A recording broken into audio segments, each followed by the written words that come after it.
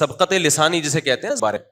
تو روس کا ایک جہاز تھا, انہوں نے بتایا پائلٹ نے کہ وہ جہاز جس ٹریک پہ ہم جا رہے ہیں نا سامنے سے اسی پہ آ رہا تھا, حالانکہ جہازوں میں ایسا نہیں ہوتا. اور کہہ رہے ہیں کہ 5 کلومیٹر دونوں جہازوں کا فاصلہ. تو وہ جہاز میں نا ایک آٹومیٹک الارم بجتا ہے جو ایمرجنسی کا ہوتا ہے, یعنی چند سیکنڈ کے بعد دونوں جہازوں نے آپس میں ٹکرا جانا تھا, چند سیکنڈ کے بعد. پیچھے مسافروں کو کچھ نہیں پتا تھا کیا ہو رہا ہے, لیکن آگے پائلٹ کی حالت کیا ہوئی ہوگی آپ سوچو کہ 5-10 سیکنڈ کے بعد ہمارے پرخچے اڑ جانے. کہہ رہے ہیں وہ اللہ کا فضل یہ ہوا کہ وہ کوئی آٹومیٹک سسٹم لگا ہوتا ہے, اس نے ٹرن لیفٹ کا کہا اور سامنے والے جہاز کو بولا ٹرن لیفٹ, تو اس نے ادھر لیفٹ کیا ادھر. یہ 1-2 سیکنڈ کے اندر کرنا ہوتا ہے پائلٹ نے. حالانکہ ایسے موقع پہ انسان بوکھلا جاتا ہے کہ بھائی یہ کیا ہو گیا, پتا چلا ٹرن لیفٹ بولا اور اس نے رائٹ کر دیا. تو کہہ رہے وہ لیفٹ ہوا ہے اور دونوں جہاز یوں گئے ہیں ایسے کر کے, سلام دعا کرتے ہوئے, الیکس سلیکٹ کرتے ہوئے. پیچھے لوگوں کو نہیں پتا کیا ہوا ہے, وہ تو تھوڑا سا ہلے اور سیدھے ہو گئے. تو میں نے کہا ایسا ہوا کیوں ہے, سسٹم کی خرابی. انہوں نے کہا نہیں, رشیا میں بعض دفعہ پائلٹ پی کے نکلتے ہیں.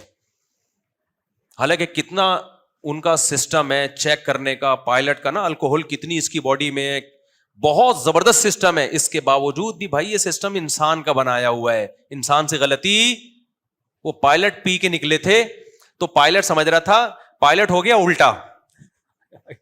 میرا خیال ہے یہ پینے کے بعد جو ہے نا وہ الٹا ہوتا ہے, تو وہ ہو گیا الٹا. وہ سمجھا کہ جہاز الٹا ہوا ہے تو جہاز کو سیدھا کرنے کی کوشش کی ہوگی اس نے. ایک شرابی جیسے ہے نا, وہ مشہور واقعہ ہے کہ شراب کتنی بری چیز ہے. دیکھو آپ, دونوں جہازوں کے پرخچے اڑا دینے تھے اس نے, خیر بچ گئے, پتہ نہیں کیس ویس ہوا ان کے خلاف کیا ہوا ہوگا.